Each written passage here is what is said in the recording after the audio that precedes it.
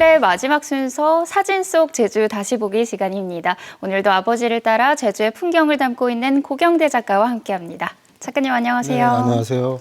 오늘은 어디로 떠나볼까요? 박아름 아나운서는 굴매오름이라고 들어보셨어요? 굴매오름이요? 예. 저 처음 들어보는 것 같은데 어디 있나요? 그러면 군산오름은요? 네, 군산오름 안덕면에 있는 오름 맞나요? 예, 맞습니다. 군산오름은 안덕면 여러 마을에 걸쳐 있는 오름인데요. 네. 군산오름을 이제 산이 솟아 나올 때 그림자가 이렇게 보인다고 해서 굴매오름이라고 부르게 됐습니다. 근데 굴매는 제주말로 그림자라는 뜻이거든요. 네. 예, 이곳 사진을 가져왔는데 한번 보시죠. 와, 사진이 아니라 그림 같은데요? 근데 오름이 여러 개가 보여서 세 오름 중에 굴매오름은 어떤 건가요? 네, 먼저 맨 왼쪽 오름이 삼방산이고요. 그 다음에 낮은 오름이 월라봉, 그리고 바로 오른쪽에 독특하게 솟아있는 오름이 바로 굴매오름입니다. 1960년대 서귀포 쪽 해안에서 본 새오름 모습인데요. 보통 제주 오름은 완만한 곡선 모습인데 이 굴매오름은 뾰족하게 튀어나온 게 특이하죠. 기록에는 고려 목종 7년, 그러니까 1007년에 화산이 폭발하여 생겼는데 상서로운 산이 솟아났다고 해서 서산이라고 부르기도 합니다. 굴매오름 모습을 자세히 함께 보시죠. 네, 정말 뿔처럼 뾰족하게 올라와 있네요. 모습이 독특해서 이번에는 장소를 빨리 찾을 수 있었을 것 같은데요. 네, 모두 똑같이 안덕면에 있는 굴매오름이라고 알려졌습니다. 저 뾰족한 뿔 덕분에 이곳을 쉽게 현장에서 찾을 수 있었는데요.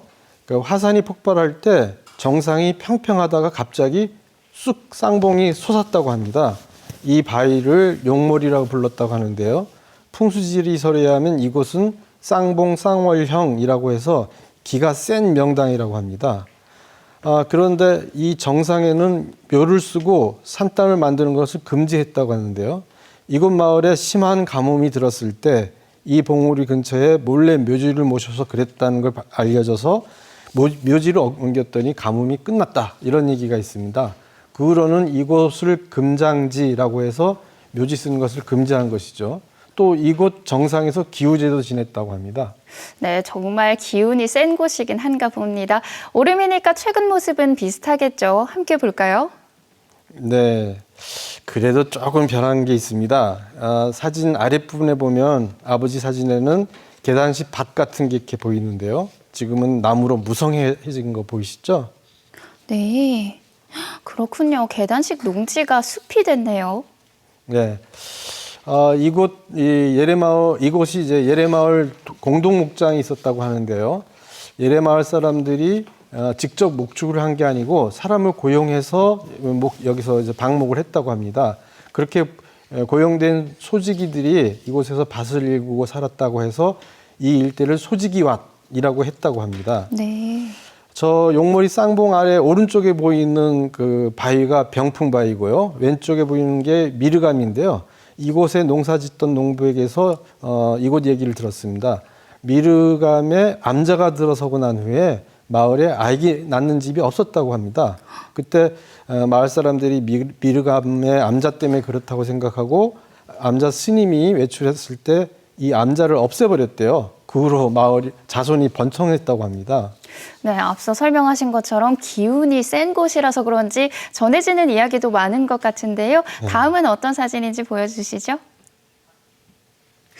네, 오른쪽 사진은 정상에서 바라본 모습인가요? 예, 맞습니다. 정말 예리하시네요. 저는 이 두 사진을 처음 봤을 때 어떤 연관성을 찾을 수 없었어요. 굴매오름 정상에 가서야 이 사진이 이제 정상에서 찍었다는 것을 확인할 수 있었습니다. 그래서 오른쪽 사진의 위치도 찾을 수가 있었던 건데요. 예, 보시다시피 왼쪽 사진은 굴매오름을 바라보고 찍은 것이고 오른쪽 사진은 굴매오름 정상에서 아래로 내려다보고 찍은 거죠. 이게 아버지 사진 습관인데요. 네. 어떤 데 가서 사진 찍을 때 꼭 반대쪽 모두를 찍는 것이에요.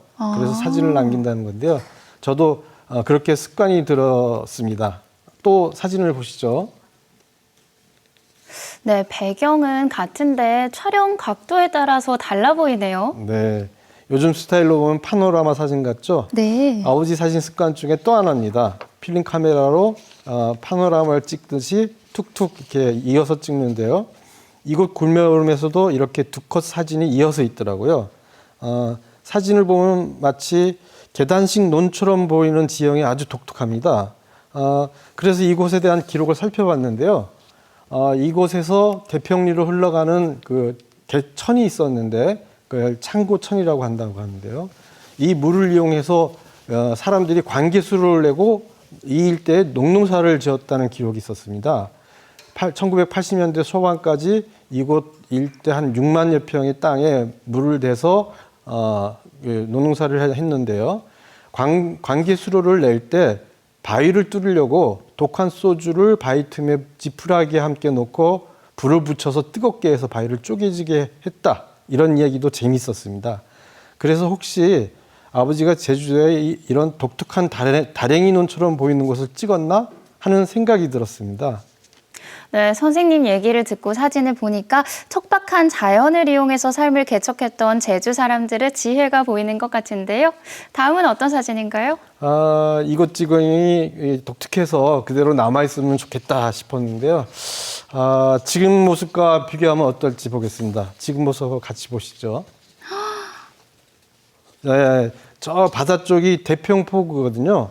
지금은 대평리 마을이 점점 확장돼서 이곳 오름 중턱까지 올라온 것을 볼 수 있습니다. 포구가 있는 곳에 약간 도톰한 게 유명한 박수기정인데요. 박수기정의 박수란 말은 바가지로 마실 수 있는 샘이라는 뜻이고요. 기정은 절벽. 그래서 바가지로 마실 수 있는 샘이 솟는 절벽이라 이렇게 불렀다고 합니다. 이 절벽 위가 이제 평평해서 난뜨르라고 부르기도 하죠. 이 굴매오름 정상에서 찍은 다음 사진도 보시죠. 네, 정상에서 찍다 보니까 다 작게 보이기는 하지만 건물이 꽤 늘었다는 건 한눈에 알겠네요. 네, 그렇죠. 이 사진은 삼방산과 왼쪽 밑에 용머리 해안 화순해수욕장 월라봉이 보이는 전경입니다.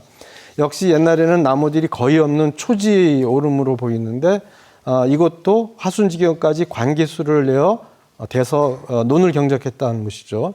지금의 모습을 보면 삼방산 밑으로 반만 있고 집들이 많이 들어서고 월라봉 해안가에도 화력발전소가 들어섰는데 이와 비슷하게 월라봉에서 찍은 사진도 가져왔는데 함께 보시죠.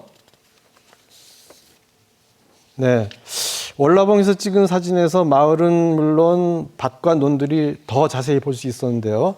지금은 저 넓은 밭들이 발전소나 집이나 비닐하우스로 변한 게 보이시나요? 네, 이 사진을 보니까 변화가 자세히 보이네요. 다음은 어떤 사진인가요? 예, 대평리 당캐 포구 모습인데요. 함께 보시죠. 예, 멀리 굴매오름이 보이는 당캐의 모습입니다. 조선 왕조실록 시대 기록에는 이곳을 당포라고 하는데요.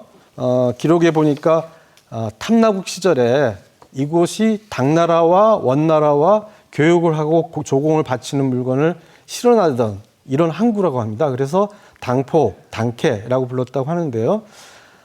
이곳 대평리는 동쪽으로 예래지경의 좁은 길을 통과해서 들어와야 되고 북쪽은 이제 물매오름이 박혀 있어서 경사진 길을 꼬불꼬불 내려와야 되고 왼쪽에는 박수기정이라는 절벽, 병풍처럼 둘러싸여 있는 절벽이어서 아주 외지고 조용한 곳이었습니다. 이곳 삼촌하라방 말씀이 대평리에 초등학교가 없어서 당신은 하순초등학교를 다니라고 이 박수기정 절벽을 매일 오르고 내리고 했다는 정도로 외진 곳이었는데요.